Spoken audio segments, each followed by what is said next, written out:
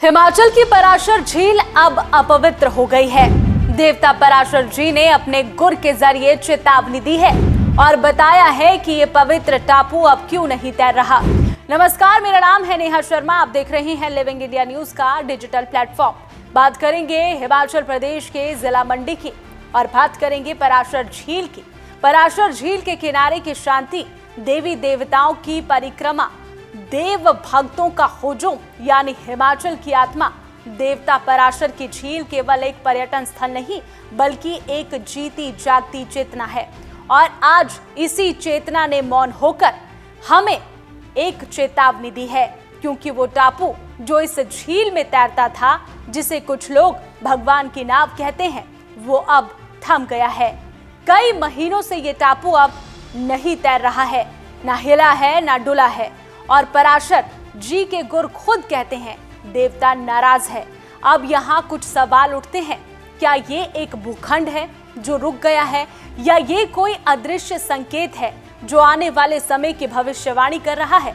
हिमाचल प्रदेश से आए दिन बरसात से हो रही नुकसान की खबरें भी सामने आ रही है और हैरानी की बात यह है कि ये खबरें ज्यादातर हिमाचल प्रदेश के मंडी जिला से ही सामने आ रही है। मंडी ही क्यों? क्या ये देवता के क्रोध का प्रकोप है? ये बड़ा सवाल है। आइए थोड़ा विस्तार से इसे समझते हैं। पराशर झील हिमाचल प्रदेश में एक प्रसिद्ध स्थल है जो ऋषि पराशर जी को समर्पित एक प्राचीन मंदिर और झील के लिए जाना जाता है। ये मंदिर 13वीं और 14वीं शताब्दी में राजा बाणसेन द्वारा बनाया गया था और साथ ही पैगोडा शैली से इसे बनाया गया है। झील के किनारे स्थित एक मंदिर अपनी लकड़ी की नक्काशी और पारंपरिक निर्माण शैली के लिए काफी प्रसिद्ध है। पराशर मंडी का इतिहास अब जानते हैं। पराशर मंडी का इतिहास ऋषि पराशर से जुड़ा हुआ है, जिनके नाम पर इस स्थल का नाम भी पड़ा है। ऋषि पराशर ने इस स्थान पर ध्यान लगाया था।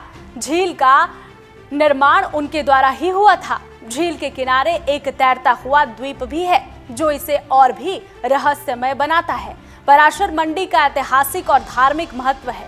ये स्थान पर्यटकों और भक्तों के लिए एक लोकप्रिय गंतव्य भी है। अब जानते हैं कि पराशर जी नाराज क्यों है। पराशर ऋषि मंदिर में हाल ही में मेला मनाया गया था। मेले के दौरान देव खेल का भी आयोजन हुआ था। देवता के गुर ने देववाणी में पराशर ऋषि मंदिर परिसर में फैल रही गंदगी को इसका मुख्य कारण बताया है। वहीं उन्होंने देववाणी में गुर ने ये कहा है कि जिस तरह से मेलों का स्वरूप अब बदलता जा रहा है, यहाँ भविष्य में ये घातक सिद्ध हो सकता है। ये मेले अब आस्था से हटकर मनोरंजन का साधन बनते जा रहे हैं और यदि ऐसा ही चलता रहा तो देवी देवता अपना इस धार्मिक स्थलों को छोड़ने के बाद कहीं और वास करेंगे। कमेटी का कहना है कि मेले के दौरान बिना कमेटी के विश्वास में फैसले लिए गए। हर वर्ष की भांति इस वर्ष भी मेला पराशर में 15 से 16 जून को मनाया गया था। मेले में प्राचीन समय से शामिल हो रहे देवी देवताओं ने भी शिरकत की थी।